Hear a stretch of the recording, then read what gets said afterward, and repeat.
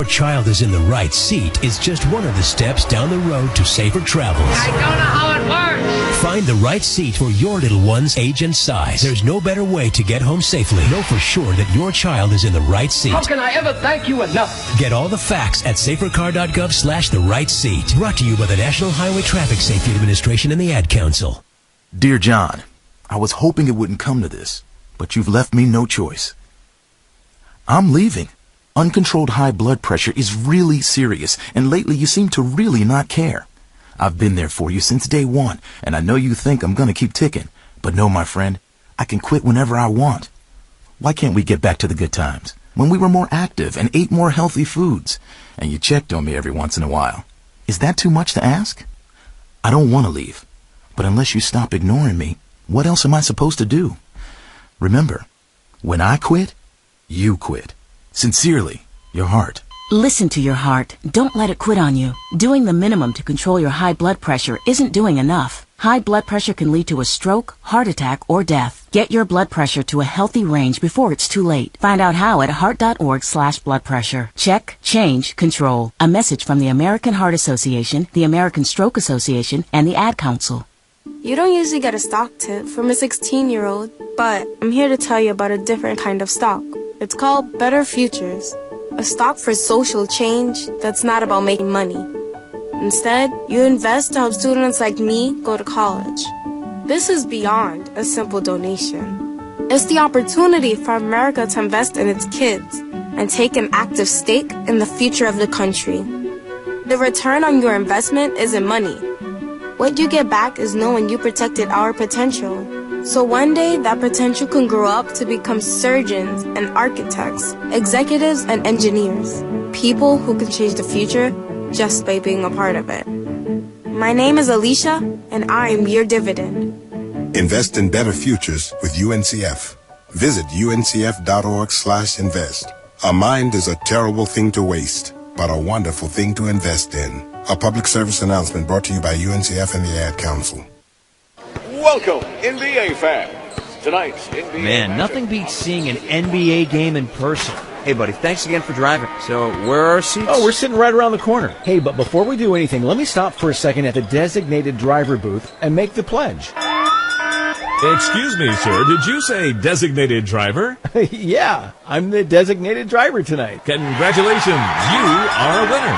And for being the designated driver and always buckling up, every trip, every time, you have won the adoration of your friends and family who will get home safely from the game. Cool. Your prize also includes the gratitude of all of the drivers on the road who won't have to fear for their lives. And finally, you've won the chance to follow your favorite NBA team to the NBA Finals because responsibility has its rewards. Woo! Yeah! To find out more, visit the designated driver booth at the arena or visit rhir.org. A message from this station and Team Coalition.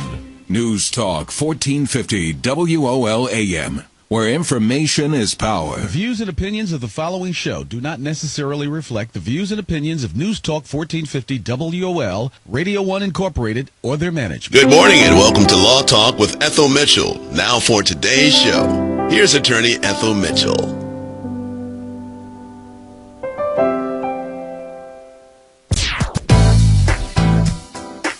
Good morning. Welcome. I am your host, attorney Ethel Mitchell. Welcome to all who are listening live throughout the world on WOL-AM, WOLDCnews.com, and LawTalkWithEthelMitchell.com. This program is brought to you by my law office, Wills and Trust, LLC, where I prepare wills, trust, power of attorneys, and advanced medical directives. So if you or someone you know needs a will, a trust, or assistance in administering an estate, give me a call at 202-772-1988. That's 202-772-1988. My sponsor, Equity Resources, is here in Washington, D.C., and will buy your home quickly and for cash.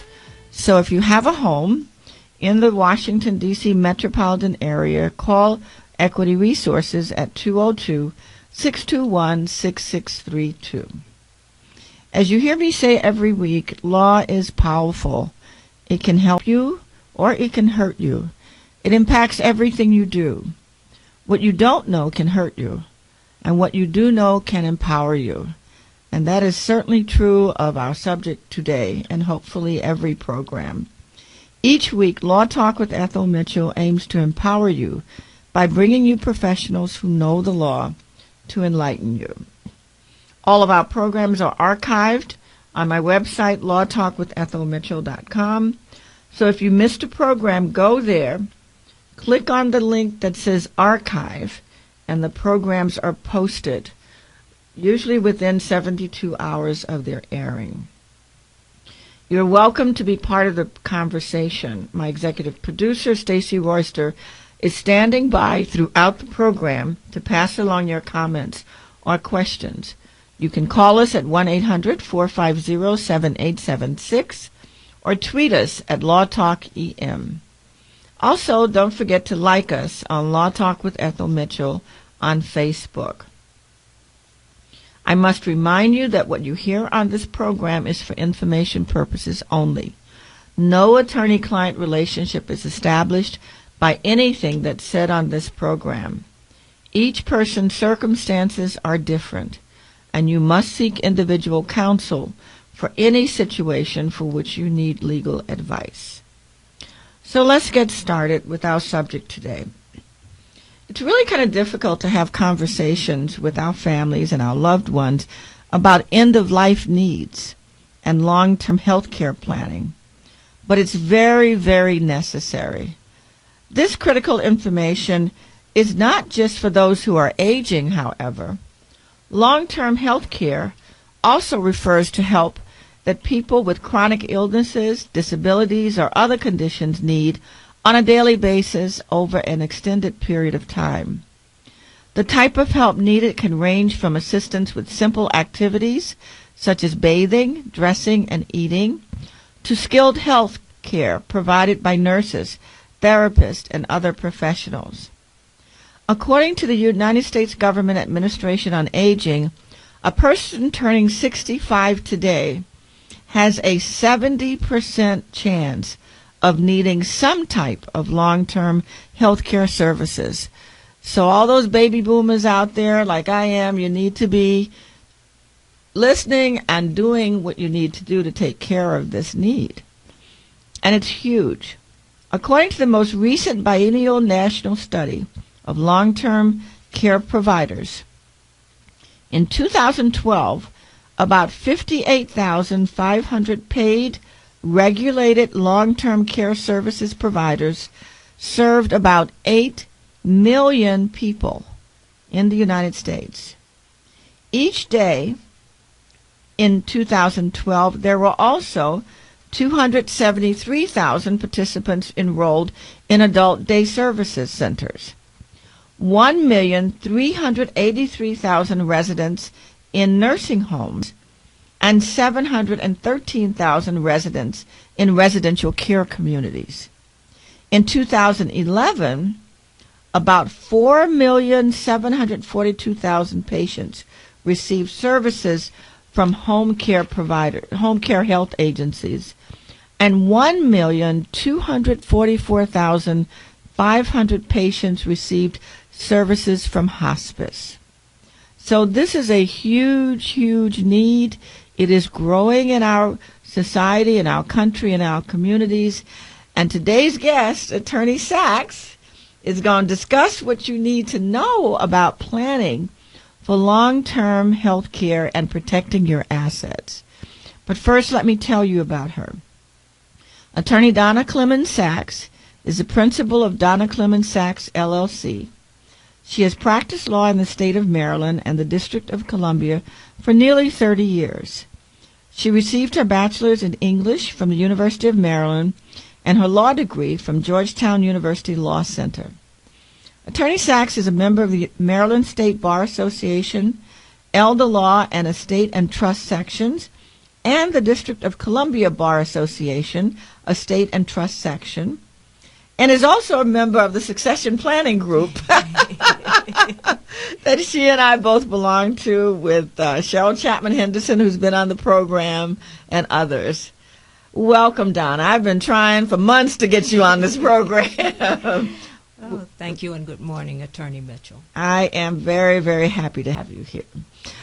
Now tell me, or tell my audience, aside from when somebody ages and just gets to the place when they're in their home where they can no longer live either independently or without, assistance from healthcare providers, what is the most typical situation that you can share with us as to how people come to need this kind of care? What often happens? I won't say usually, but what often happens? Tell us.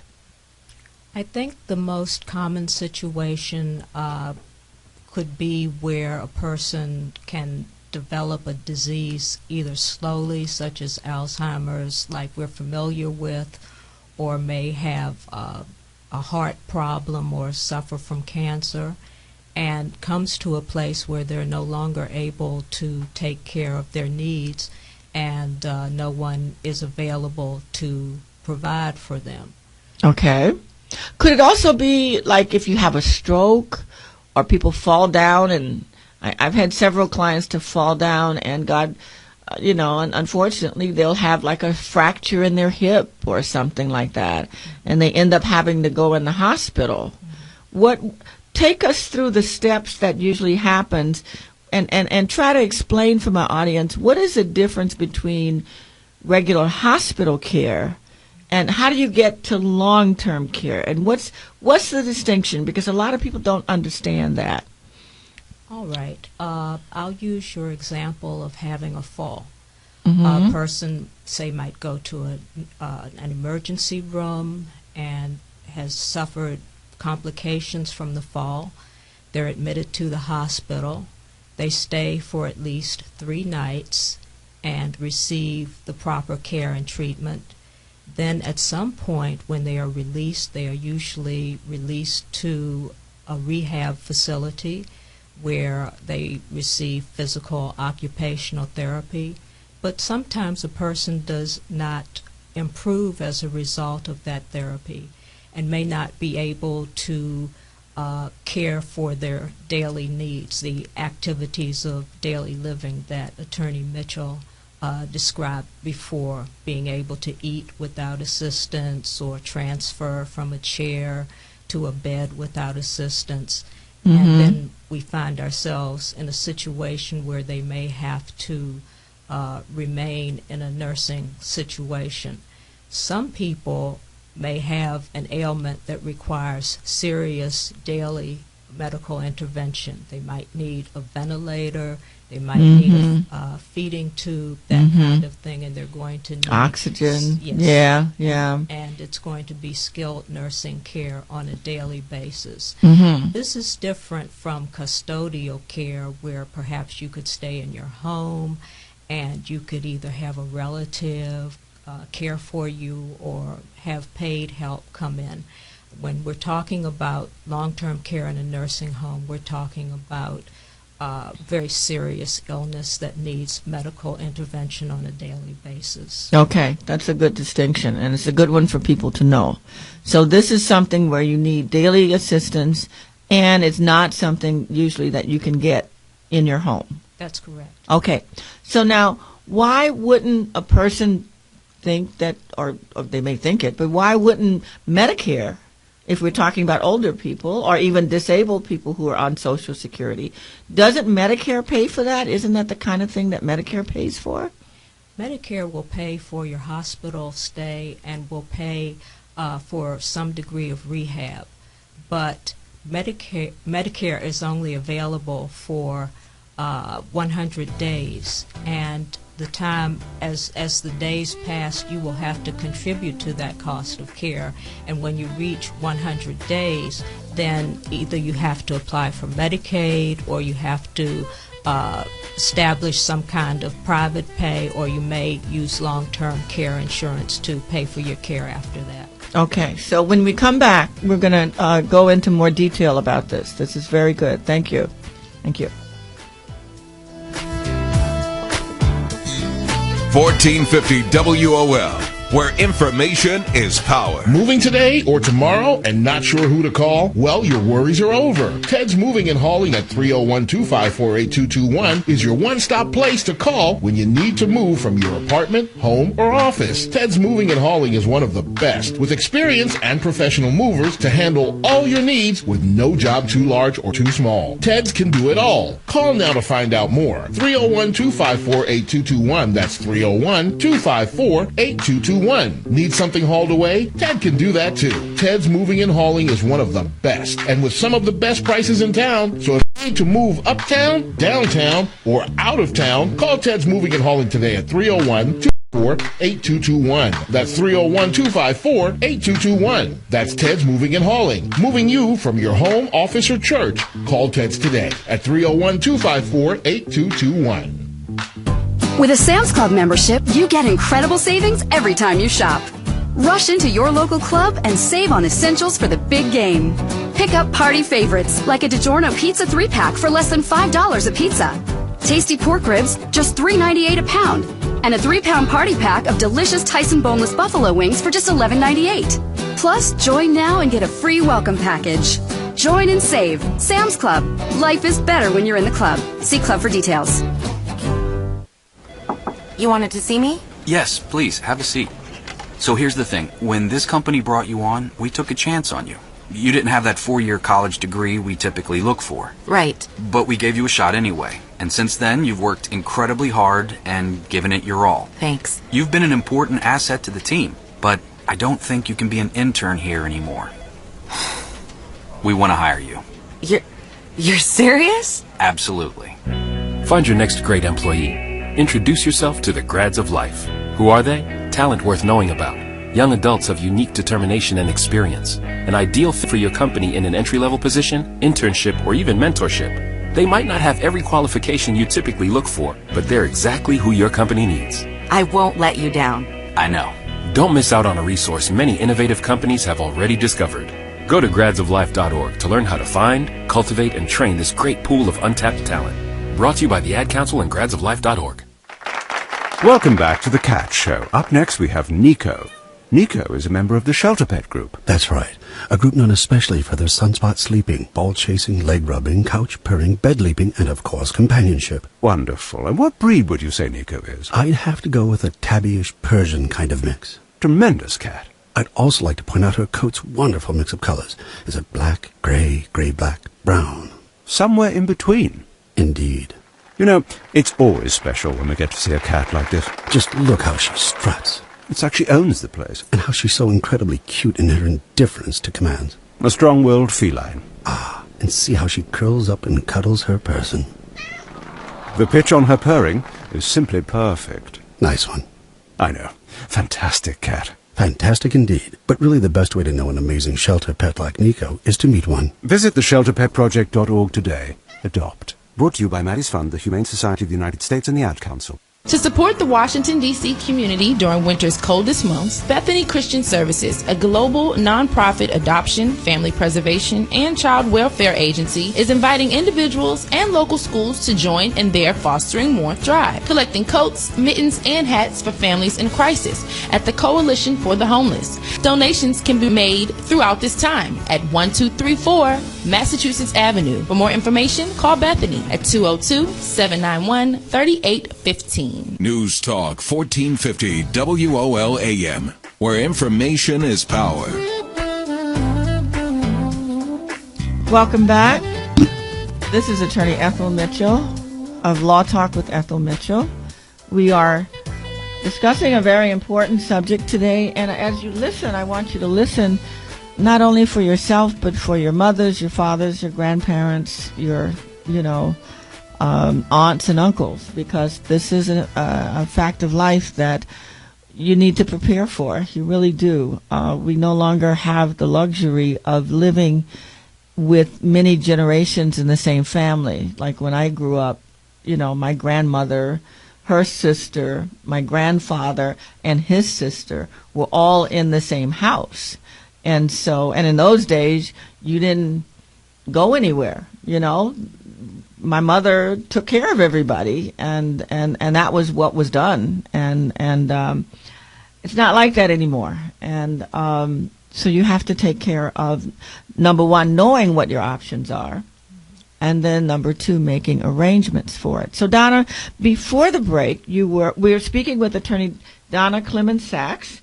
She is informing us about long-term care. Let me give you her contact information. If you wish to reach Attorney Sacks, you can reach her. Her telephone number is 301-649-2600.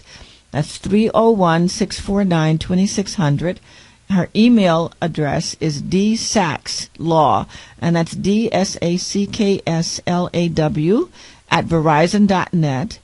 And you can tweet her at Donna C. Sacks, and Sacks is spelled with a K, SACKS. So Donna, just before we went to break, you were beginning to talk to us about how Medicare calculated how long they would pay for if you were in the hospital, and how many days. I think you said 100 days. That's correct. Okay. Now, but you have to have been actually admitted to the hospital. That's correct. You have to have 3 nights in the hospital. We run into a situation these days where, in order to prevent people from getting those 3 nights, is to keep someone in a hallway and not admit them officially, or only for 1 or 2 nights, and then the Medicare with the follow-up care does not kick in for the rehab piece. Okay, so remember that, everyone. You have to be in the hospital for 3 nights, and then the Medicare for 100 days will kick in. Yes. Okay, and each time you go to the hospital, if that circumstance occurs, it starts over again. That's correct. Okay, now, talk to us about when Medicare what does Medicare provide for, and then when does it end, and what happens at that point? All right. Medicare works this way. Most people have Part A, which covers any hospital services that you might receive. Part B of Medicare is for general types of medical treatment, outpatient care, some other medical services that Part A doesn't cover. Mm-hmm. We also have Part D, which is the prescription drug coverage piece of Medicare. So you need to have all of those pieces, A, B, and D, for them to pay for the range of services that you just talked about. Because I've had some clients who don't have all of that. And so if you don't have B, for example, does that mean Medicare is not going to pay for those services? If you don't have B, you might have to pay out of pocket, but again, that's a very individual type of situation. No size fits all. Okay. It depends on the illness, that kind of thing. Okay. So now, what happens to those costs that Medicare does not pay for? And then talk to us about what happens when Medicare runs out, stops paying. All right. As say a person is in long-term care, is receiving services in what we would call a nursing facility, and the 100 days is running.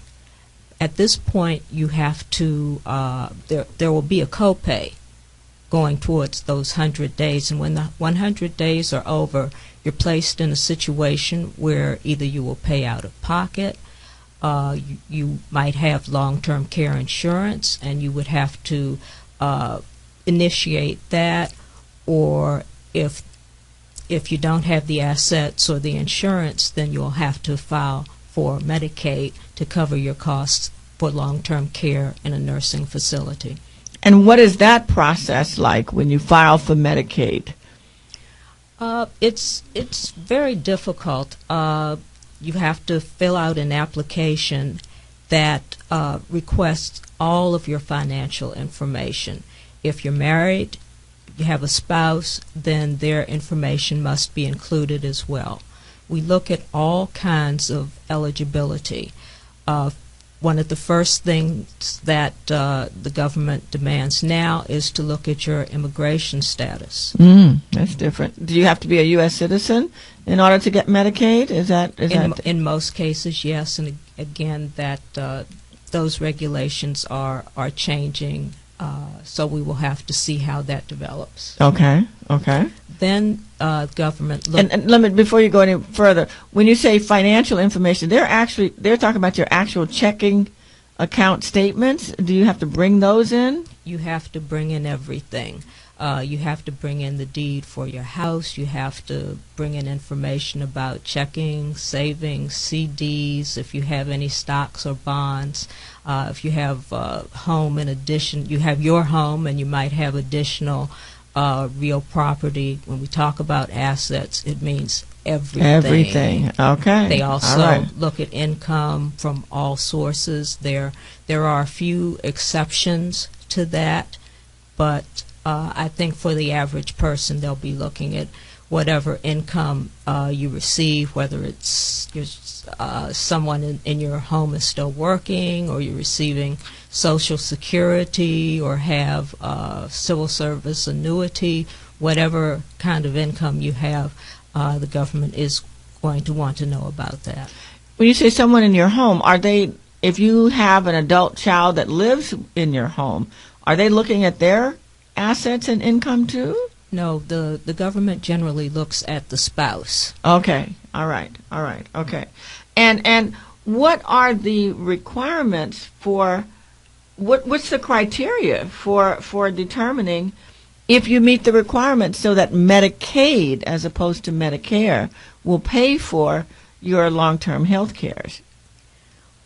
Well, the person who applies for Medicaid may not have more than a certain amount of money in their own name. And how much is that? Approximately. I mean, it may vary, but in the state of Maryland, it's $2,500. $2,500, period. Period, not $2,500.01. It's $2,500. Wow. In the District of Columbia, that's $4,000. So, regardless of how much money you may have made over your lifetime, regardless of how much, whatever, you cannot have more than $2,500 or $4,000 in your own name. That's correct. When you apply for the government through Medicaid to pay for your long-term care health. That's correct. Okay. Now, why can't you just give it away to somebody? You may be able to transfer money to a spouse, but you cannot qualify for Medicaid if you've simply given money away at any time I will say 5 years prior to your applying for Medicaid. 5 years? Yes. How do you know what you gave away? You will have to go back through the records. The government will look through everything. And can they get into your checking account and savings accounts and stuff like that? Yes, they can. Oh, wow. For 5 years back? You will have to provide that information. Wow, that's kind of expensive, too, because banks charge you for that. That's right. If you haven't kept your statements on paper or scanned them and be able to print them for 5 years, then it can get very expensive getting those copies from the papers. Bank. Wow. So if you gave your son or your daughter a $10,000 gift the year before, trying to get down, to spend down, they're going to see that. They are going to see that, and it very well may contribute to making you ineligible at this point of your application. Okay, when we come back from break, we're going to go into more detail about what does that mean that you're ineligible at that point, okay? Okay, thank you. We'll be right back. This is really good information, you all. Listen up. 1450 WOL, where information is power.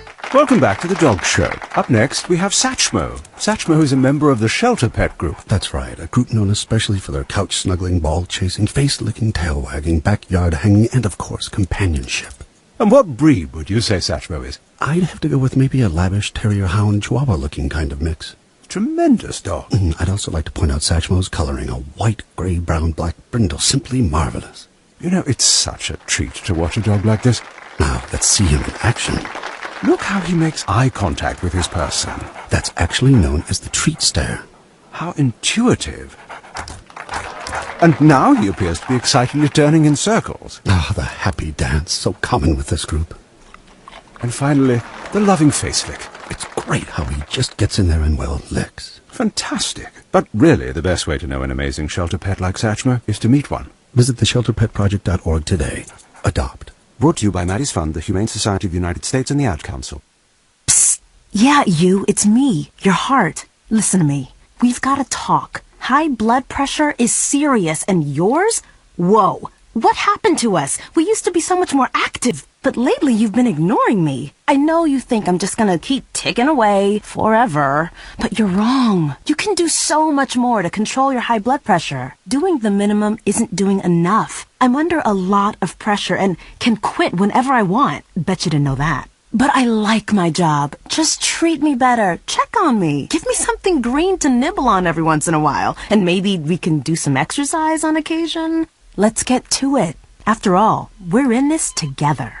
Listen to your heart. Don't let it quit on you. High blood pressure can lead to a stroke, heart attack, or death. Get your blood pressure to a healthy range before it's too late. Find out how at heart.org/blood pressure. Check, change, control. A message from the American Heart Association, the American Stroke Association, and the Ad Council. When I grow up, I want to be a new pair of blue jeans. When I grow up, I want to be a kid's first computer. When I grow up, I want to be a glass countertop in a new home. When I grow up, I want to be a kid's best birthday present. When I grow up, I want to be a football stadium. When I grow up, I want to be a warm place on a cold day. When I grow up, I want to be a fancy backsplash. I want to be a bike that races around the country. When I grow up, I want to be a bench on a forest trail. I want to be a rocking chair on a sunny porch. I want to be a skyscraper. I want to be.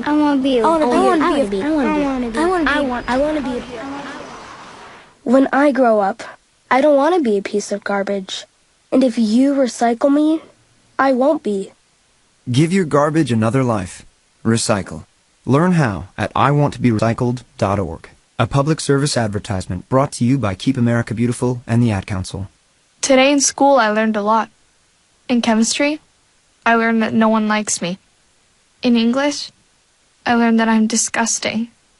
And in physics, I learned that I'm a loser. Today in school, I learned that I'm ugly and useless. And in gym, I learned that I'm pathetic and a joke. In history, I learned that I'm trash. Today in school, I learned that I have no friends. In English, I learned that I make people sick. And at lunch, I learned that I sit on my own because I smell. In chemistry, I learned that no one likes me. In biology, I learned that I'm fat and stupid. And in math, I learned that I'm trash. The only thing I didn't learn in school today? The only thing I didn't learn today? The only thing I didn't learn? Is why no one ever helps. Kids witness bullying every day. They want to help, but they don't know how. Teach them how to stop bullying and be more than a bystander at stopbullying.gov. A message from the Ad Council. News Talk 1450 WOL AM, where information is power.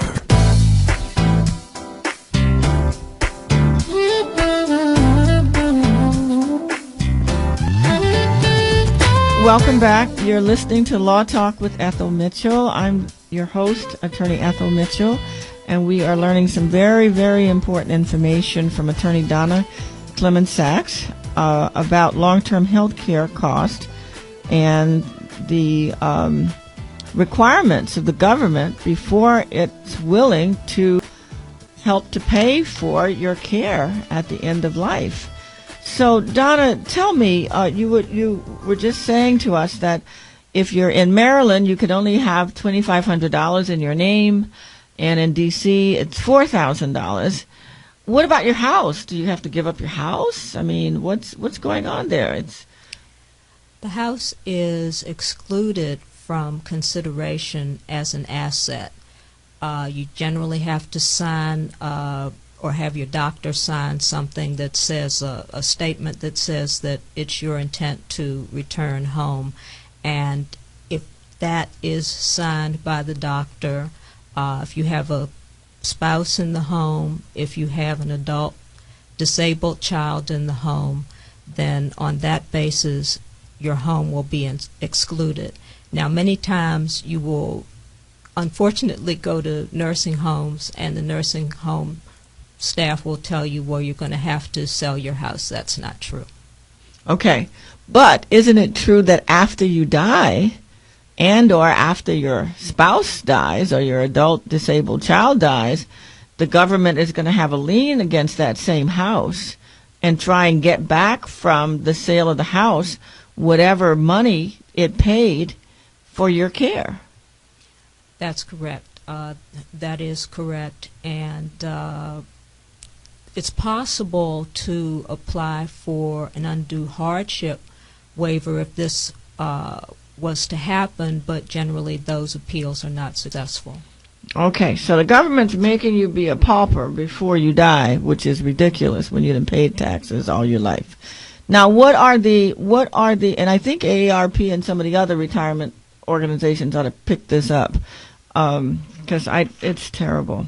Anyway, tell me, Donna, what are the exemptions of, like something with your spouse? You can do things with your spouse. Are there other kinds of transfers that you can make that are exempt from consideration, that are okay if you haven't? I mean, how do you plan around this? What do you do? There are several ways you can spend down to achieve that $2,500 or that $4,000, as long as you are paying for goods or services. Those types of purchases or transferring money are considered to, will not make you ineligible for Medicaid. For instance, you can make repairs to your home, you can buy a car, you could take a trip, because that's something for your benefit. As long as you're receiving goods or services when you pay for something, then that's a transfer that does not carry a penalty, that will not make you ineligible for Medicaid. Okay. Now, let's say you made some transfers that will make you ineligible for Medicaid, okay? First of all, what's the time period? We call it the look-back period, I know. Lawyers will say 5 years before you apply. Is that correct? Yes. Okay. What happens if they say, oh, but Ethel, you weren't supposed to give your son or your daughter this money? What happens then? It depends on the amount of money that you have given away. Say you have, during the 5 years before you apply for Medicaid, you've given a son or a daughter $10,000. Well, in the District of Columbia, that $10,000 transfer is going to make you ineligible for Medicaid at the time that you apply. And for how long? 1 month. 1 month. Mm-hmm. Okay. So that means that you have to find a way to pay for your long-term care for at least a month before they will kick in if they find an ineligible transfer. That's correct. Okay. What happens if you deeded your house to your son or your daughter within the 5-year period? It's possible in some jurisdictions for that to be undone, but I would not recommend that at all. Attorney Mitchell and I often hear the question when we have these kinds of discussions, should I deed my house over to my children? There are many reasons not to do that, but this is a big one. Because what did they then use that as a reason to say they're not going to pay for your long-term care? That's right, because the house, you no longer own it. And it also has the issue of creating long-term gains for the son or well, that too. That's an issue too. But it's something that, for many reasons, it's not recommended. Yeah. Now, how can you get around this? I mean, how can you legally do what is allowed by law to protect your assets while still preparing to be able to get the government to pay for long-term care if you should need it. What can you do? What can a family do? What can an individual do that's looking down the road and saying, okay, I'm already 65, and the probability is pretty high that by the time I'm 70 or 75, I may be in this situation. What are the kind of legal steps, planning that can be done that people should consider doing? All right. Well, the first thing you have to do is to plan. Okay. That doesn't happen. There's a statistic that says that many of us have paid for our funerals, but we don't look at long-term care. Okay. Another thing to consider is divesting yourself of assets as long as it's not going to disturb your standard of living, with an eye to the fact that you never know that when you might have to apply for Medicaid. Another thing that you can do is set up an irrevocable trust. That also has to be set up before the 5-year period starts running, but when you have this kind of trust, it protects a certain amount, well, any amount that you choose to put in this trust, but it can only be used for services other than the medical services that the government would provide. Okay, but when you do an irrevocable trust, don't you lose control over your assets at that point? Only the assets that you place into the trust. Okay, so you can't be the trustee of your irrevocable trust and have those assets be exempt if you later on come around and apply for Medicaid. Is that correct? That's correct. When you set up this kind of a trust, you cannot serve as the trustee. The thing that makes the trust work is the fact that the trustee has absolute discretion as to whether to give you any assets within the trust. It's very, very limited, and the trustee has absolute discretion.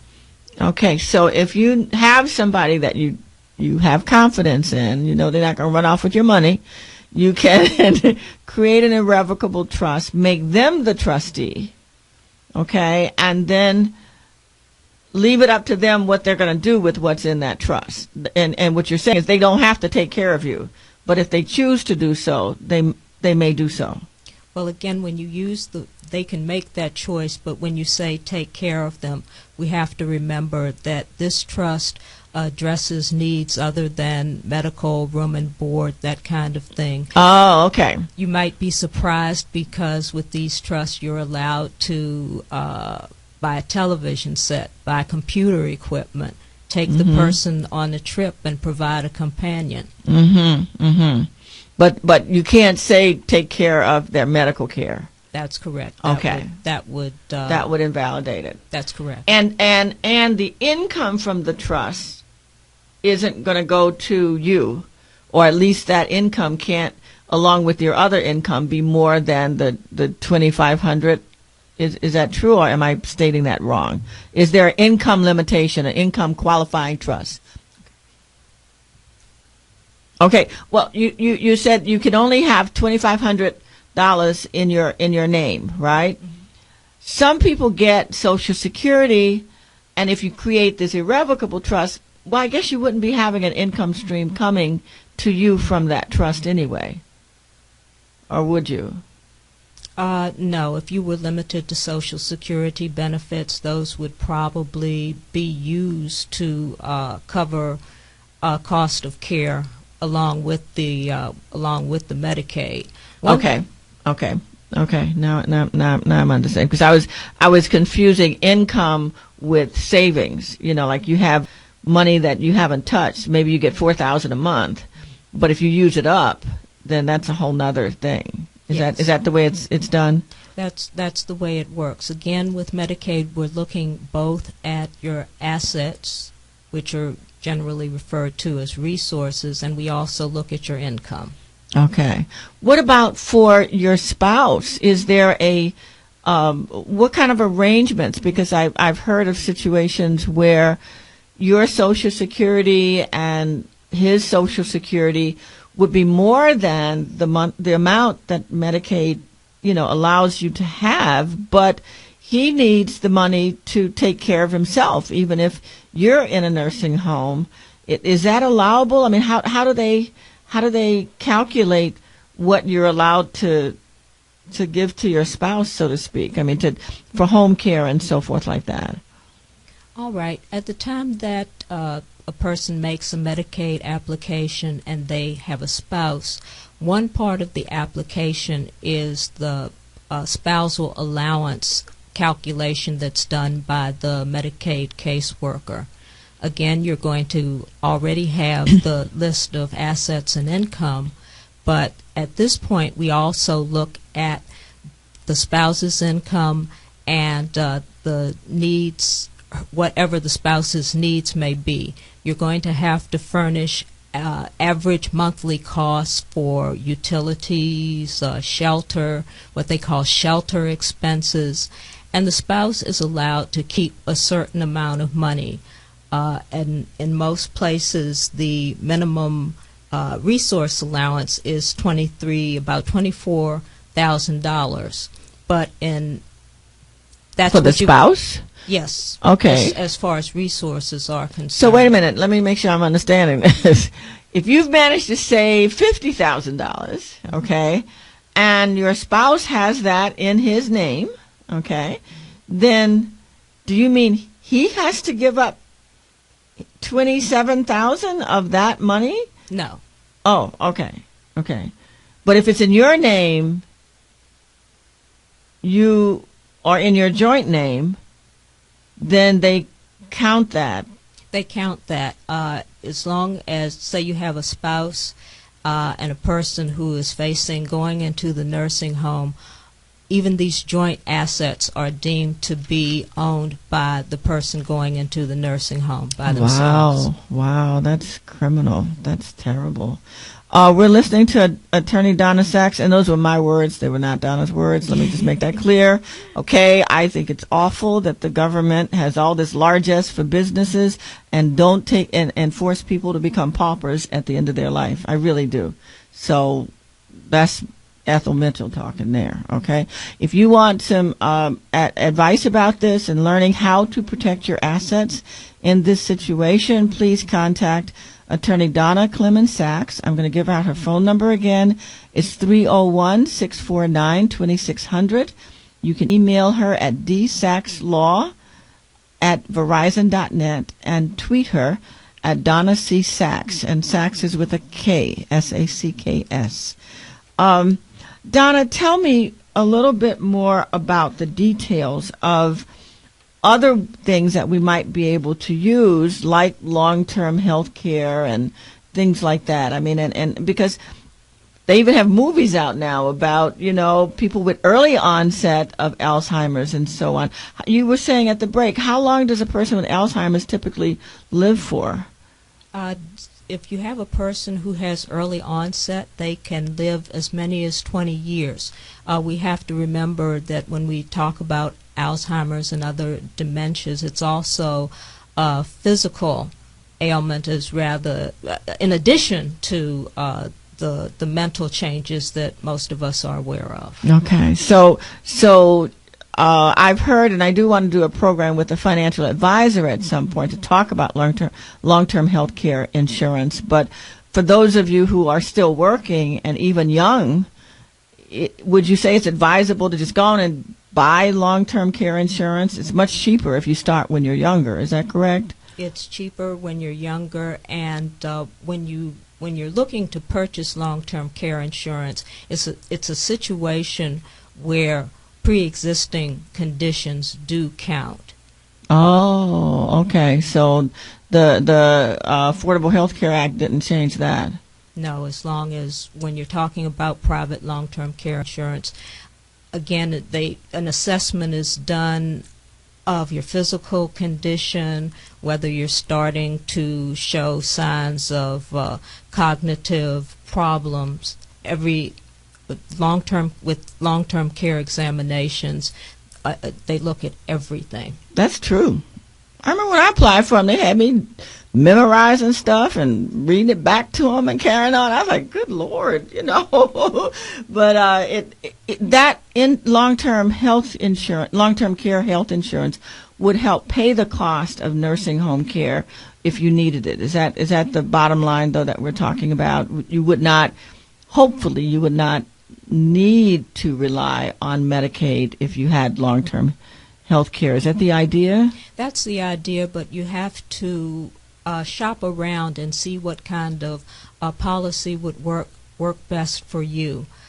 I think at this point we're seeing so many changes in the way long-term care is provided.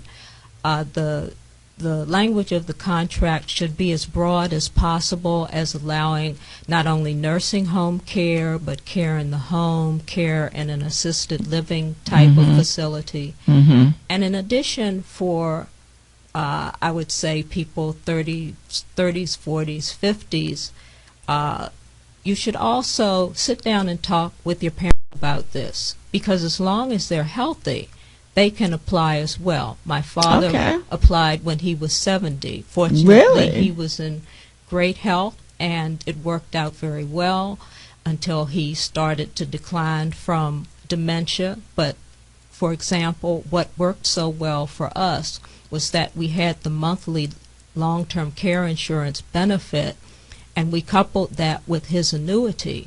And that kept us able to preserve his resources for as long as possible. That's the bottom line. I mean, because I've heard horror stories of all of people's assets being used up. They have no legacy for their children. They have no money left, and we're talking hundreds of thousands of dollars here.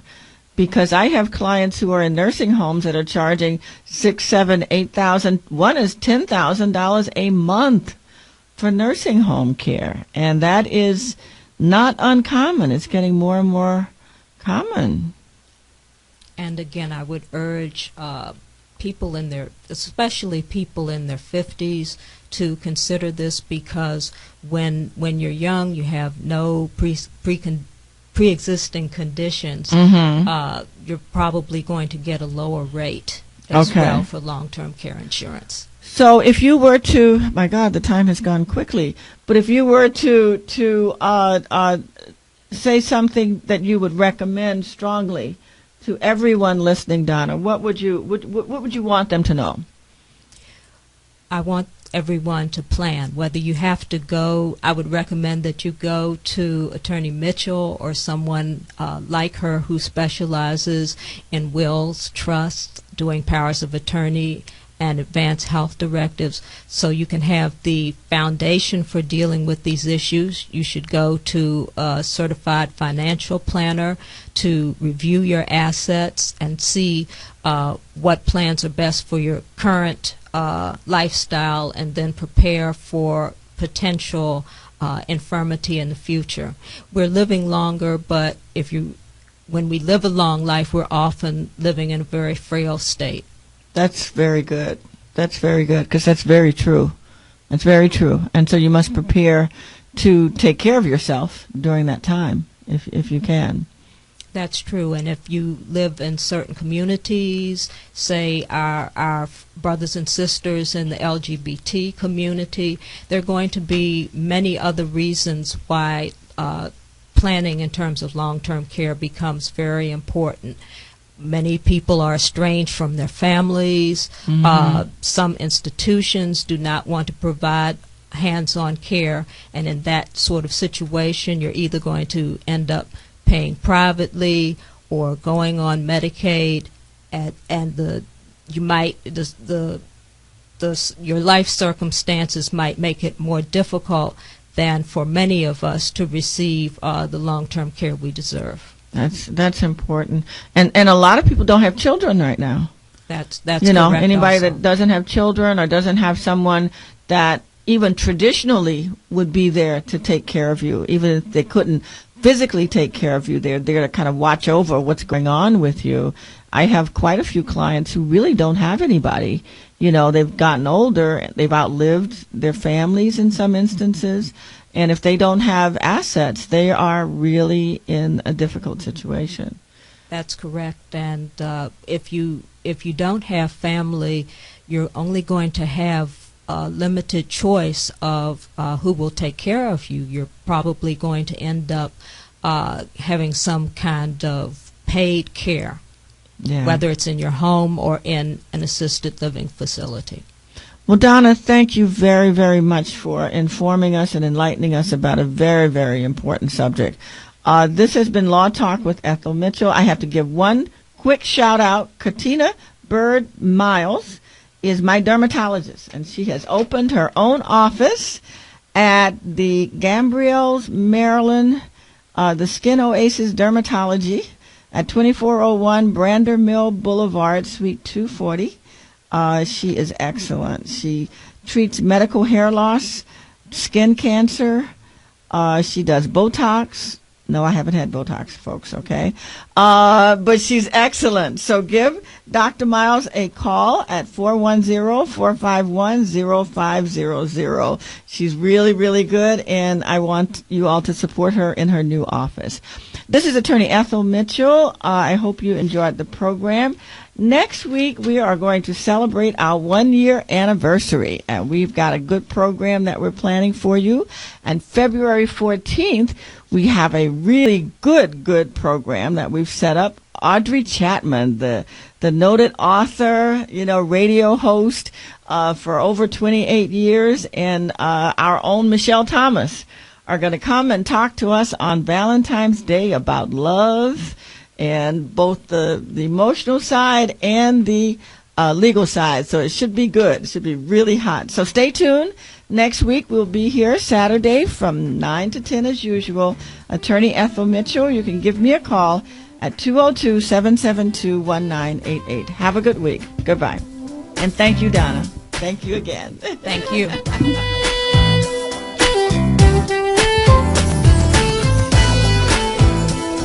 1450 WOL, where information is power.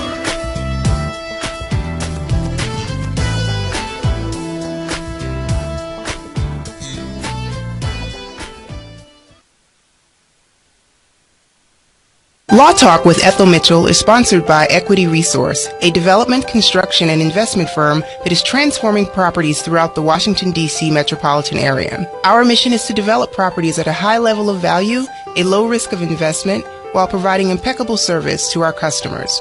When you're ready to sell, renovate, or invest in a property, choose Equity Resource. Call us today at 202-621-6632 or visit our website, equityresource.net. You've been listening to Law Talk with Ethel Mitchell. Be sure to tune in next Saturday at 9 a.m. for another informative broadcast. To reach Attorney Mitchell, you may do so by calling 202-772-1988. That's 202-772-1988. Or log on to her website, www.lawtalkwithethelmitchell.com.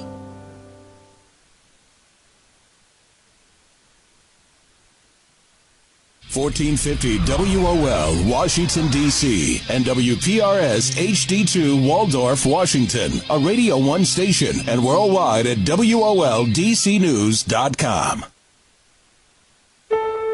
As I went through school, one giant question loomed over me. What did I want to be? But in order to know what I wanted to be, I had to first decide what I wanted to make. I wanted to make more. So I became a teacher. Now I make learning a privilege, not a chore, and frustration a tool, not an obstacle. I make working hard seem easy, and giving up impossible. I make an old subject feel like a fresh thought, and unconventional methods common. I make material things less important, and little things like patience and kindness count. I make weekdays more exciting than weekends, and classrooms feel like anything but. I make things different, which is all I ever hoped for. I'm a teacher. I make more. Find out how you can make more at teach.org. Make more. Teach. Brought to you by Teach and the Ad Council. Confessions of a Potentially Perfect Parent, brought to you by AdoptUsKids.org. Okay, here goes. I know more about cooking dinner for a party of 12 than I do about packing a lunch for a 12-year-old. I know kids like things like PB&J, pigs in a blanket. Oh, and fish sticks. They do love fish sticks. Fillets I get, but sticks? What part of the fish does the stick come from? I know I can read a cookbook that'll tell me how to make a red wine reduction, but where are the cookbooks that can teach me how to cut the crusts off bologna sandwiches? Oh, maybe we can compromise on mac and cheese. Can you make that with brie? Everybody likes brie, right? You don't have to be perfect to be a perfect parent. There are thousands of teens in foster care who would love to push your food around their plate. Call 1-888-200-4005 or visit adoptuskids.org for more information. This message brought to you by the U.S. Department of Health and Human Services, Adopt Us Kids, and the Ad Council. News Talk 1450 WOL-AM, where information is power. The views and opinions of the following show do not necessarily reflect the views and opinions of News Talk 1450 WOL, Radio 1 Incorporated, or their management. Today in school, I learned a lot. In chemistry, I learned that no one likes me. In English, I learned that I'm disgusting. And in physics, I learned that I'm a loser. Today in school, I learned that I'm ugly and useless. And in gym, I learned that I'm pathetic and a joke. In history, I learned that I'm trash. Today in school, I learned that I have no friends. In English, I learned that I make people sick. And at lunch, I learned that I sit on my own because I smell. In chemistry, I learned that no one likes me. In biology, I learned that I'm fat and stupid. And in math, I learned that I'm trash. The only thing I didn't learn in school today? The only thing I didn't learn today? The only thing I didn't learn? Is why no one ever helps. Kids witness bullying every day. They want to help, but they don't know how. Teach them how to stop bullying and be more than a bystander at stopbullying.gov. A message from the Ad Council. News updates on the web at WOLDCnews.com. The views and opinions of the following show do not necessarily reflect the views and opinions of News Talk 1450 WOL, Radio 1 Incorporated, or their management. What a beautiful life. All that I've got, all that I need. I got you, baby, you got me. What more could I ask for? Beautiful life. Beautiful life. Beautiful life. What a beautiful life. Beautiful life. Listen, I woke up this morning, y'all. The sun was shining oh so brightly. I thought about how good this life is. Back in the day, it wasn't always like this. I think about the things we done been through. I think about the place that I come from. It wasn't always easy, so every day I'm thanking God for the beautiful people everywhere I go. I just need to see your smiling faces at my show. And when you're feeling real love from the family, every day is a gift, y'all, that's all I need. What a beautiful life. All that I've got, all that I need. I've got you, baby, you got me. What more could I ask for? Welcome to Keep It Up with the Joneses. We are live on 131. That's the last day of January 2015 already. Keep It Up with the Joneses. Downtown studios, the legendary WOL 1450 AM and WOLDCnews.com. We got me, Uncle Corn, Buddha. We here. That's a great song to come in on. What a beautiful life. If we could just think about that sometimes. And Wale just did a remix with this song. So. Oh, Wale did a remix to it? Yeah, sound real nice. Real nice. That's beautiful good. life. Right, and that's gonna get a lot of people listening to this song. That'd be good. Yeah. Introducing Chuck. See, Postmortem Chuck is still talking to us. Beautiful life. Yeah. This day, last day. Well, do we just get right into it? Our show is Keep It Up with the Joneses. We see if you can keep up. We'll go from one subject matter to another. Sometimes people get slow. I could have threw a name out there. I didn't even know. You know. But we want to hear from you. 1-800-450-7876. 1-800-450-7876. And I was actually seen an article at the Washington Post this week, and the headlines of it is coming up now. Not Google, but My iPad's a good thing.